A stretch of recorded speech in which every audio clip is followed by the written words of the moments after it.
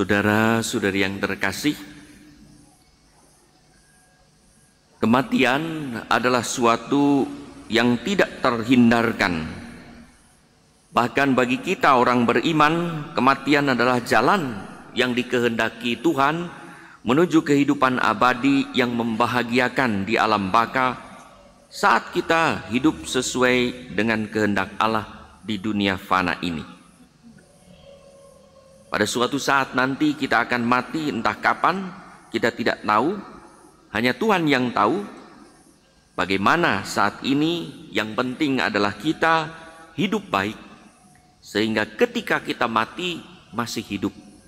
Sebagaimana Yesus yang telah wafat, masih hidup di antara kita. Karena Roh Allah. Kita tahu pada saat kita mati, tubuh kita terbujur, kaku, tak bergerak. Kita tidak tahu waktu kita mati. Tapi ini kita tahu saat kita melihat orang meninggal, melayat orang meninggal. Seaktif-aktifnya seorang sewaktu hidup, bekerja, berdoa, berbakti pada sesama. Pada waktu mati, tubuhnya diam. Diajak omong, tidak menjawab. Dihibur, tidak tertawa. Ditangisi, tidak ikut terharu. Tidak ada reaksi, diam. Itulah orang mati. Walaupun mungkin wajahnya tampak tenang, seperti orang tidur tapi tanpa nafas, karena mungkin kedekatan dengan Tuhan. Itulah orang mati secara badani. Di samping itu kita menyaksikan atau bisa jadi pernah mengalami atau sedang mengalami kematian rohani, baik secara mental, moral, sosial, dan spiritual. Itulah yang dikatakan orang mati selagi hidup atau orang hidup tapi sudah mati. Saudara-saudari yang terkasih, seorang suami mengeluh menghadapi istrinya yang marah dan mogok berkomunikasi atau berinteraksi. Hingga pada suatu saat suami butuh bantuan pun, sang istri tak bergeming, duduk terus membaca atau memainkan HP-nya. Hingga sang suami pun berkata, "Saya ini hidup seperti dengan mayat." Karena tidak ada reaksi. Diajak ngomong diam, diminta bantuan diam. Demikian juga seperti dua orang sahabat yang tadinya akrab, penuh canda, bertengkar, hingga tak berbicara satu sama lain. Seperti anak sekolah, satu bangku, duduk berdua, tapi tidak berbicara, tidak komunikasi. Hingga mungkin salah satu berkata, "Saya ini duduk seperti dengan orang mati." Karena tidak ada reaksi. Senyum, bicara, cerita, tidak ada reaksi. Ada banyak keadaan di mana orang hidup tapi bagaikan sudah atau sedang mati. Saat menghadapi orang yang kecewa, putus asa karena kegagalan atau penyakit, kita sepertinya menghadapi orang mati. Diberitahu, tak mau mendengarkan. Dinasihati, tak mau mengikuti.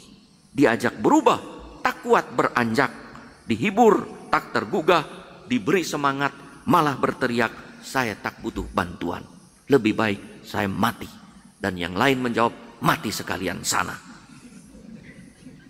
Saudara-saudara yang terkasih, situasi putus asa tanpa harapan sudah terlanjur, bagaikan orang mati itu digambarkan oleh Yehezkiel bagi bangsa Israel yang tak mungkin diperbaiki karena dosa dan penderitaan.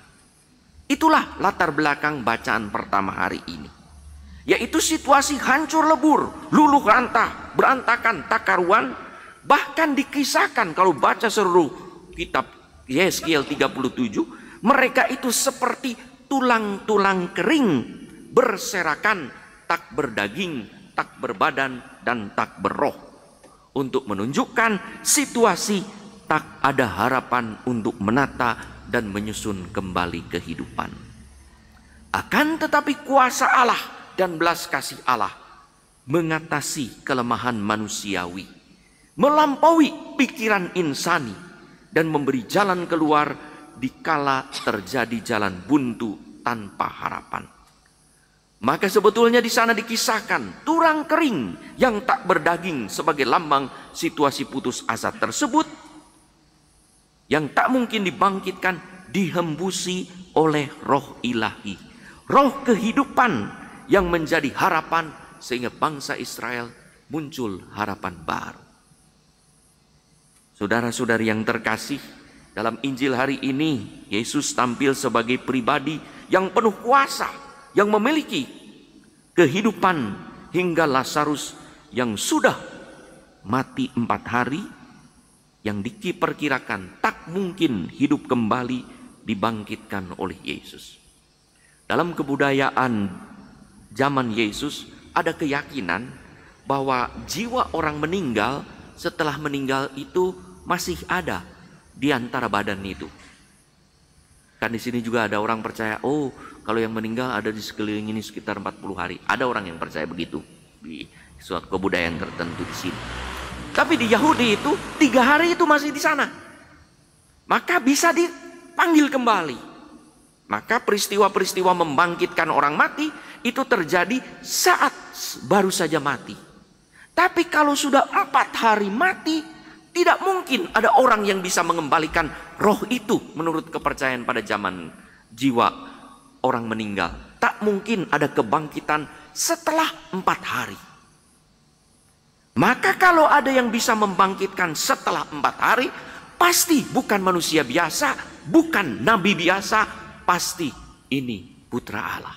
Yesus di sana mau menunjukkan keilahiannya.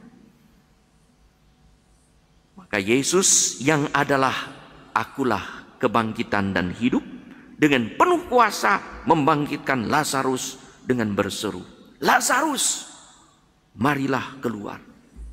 Bayangkan kalau di sini ada peti jenazah, saudara-saudara sedang melayat, ada Yesus, Lazarus, bangkitlah. Berdiri, kalian apa? Lari semua.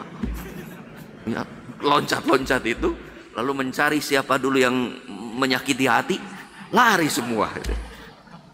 Maka dibayangkan pada waktu itu juga, bukalah kubur itu. Guru, sudah 4 hari, ya, bau, tapi juga apa yang terjadi, ya, mungkin mengerikan, tegang juga. Kalau membayangkan tegang juga. Begitu keluar, Lazarus, marilah keluar. Semua orang lihat kan, begitu betul keluar, tek, tek, lari sebagian. Saudara-saudari yang terkasih, Lazarus yang mati luar biasa. Yang mati, kalau kita berbicara dengan orang mati, maafkan saya, diam saja, ya. Terima kasih, diam saja, ya. Doakan saya, diam saja. Tapi Lazarus, marilah keluar. Dan luar biasa, Lazarus yang mati pun mendengarkan Yesus keluar. Lazarus yang terbaring dari kubur kini berinteraksi. Walaupun jalannya belum normal, Lazarus tidak menolak dibangkitkan oleh Yesus dan dipulihkan oleh sesamanya. Saudara-saudari yang terkasih, saat kita mogok berbicara, entah karena kecewa, marah, putus asa, marah kepada saudara, kepada sahabat kita, tak mau mencari penyelesaian, atau saat kita sedang bermasalah tetapi menolak untuk memperoleh bantuan karena putus asa, kita sebenarnya sudah mati secara mental. Saat kita tidak peka terhadap keadaan sekitar untuk membantu orang yang sungguh membutuhkan, bukan karena pura-pura, tetapi karena situasi sulit. Atau kita tak mau berinteraksi dan berkomunikasi karena menikmati hidup individual, maka kita sudah mati secara sosial. Saat kita biasa melakukan kejahatan atau berbuat hal yang tak sesuai dengan nilai-nilai Injil, kita sudah mati secara moral. Saat kita menikmati kehidupan dalam dosa hingga tak mau berdoa atau menolak untuk diajak bertobat, apalagi untuk melayani. Kita sudah mati secara spiritual. Pada hari ini Yesus mengajak kita untuk keluar dari situasi kematian tersebut. Keluar dari gua, dari kubur itu. Yang mengatakan kepada orang lain, singkirkanlah batu itu. Mungkin ada batu yang menghalangi kita melihat terang untuk keluar dari kubur itu.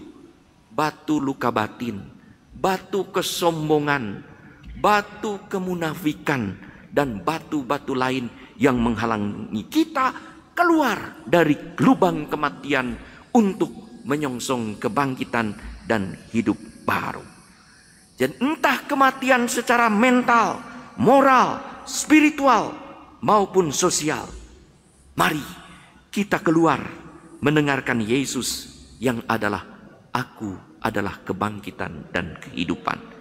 Yang berkata, saudara, mari keluarlah. Dan pada saat keluar, bisa jadi kita waktu mau keluar, kita belum bisa berjalan normal. Seperti Lazarus, masih terikat tangan dan kaki. Bagaimana yang terikat kaki keluar? Kan begini. Begitu kan? Betul kan? Kita masih terikat, tidak normal berjalan. Ya. Bayangkan ini yang jubah-jubah asisten imam ini kalau berjalan begitu orang takut semua. Maka lepaskan ikatan-ikatan itu. Meminta orang lain untuk membantu.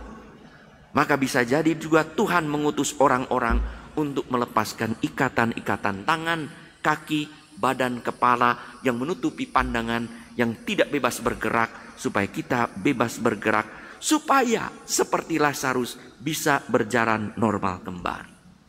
Semoga dengan mau mendengarkan suara Yesus yang berkata, saudara, marilah keluar, menyambut rahmat kehidupan dan kebangkitan ini.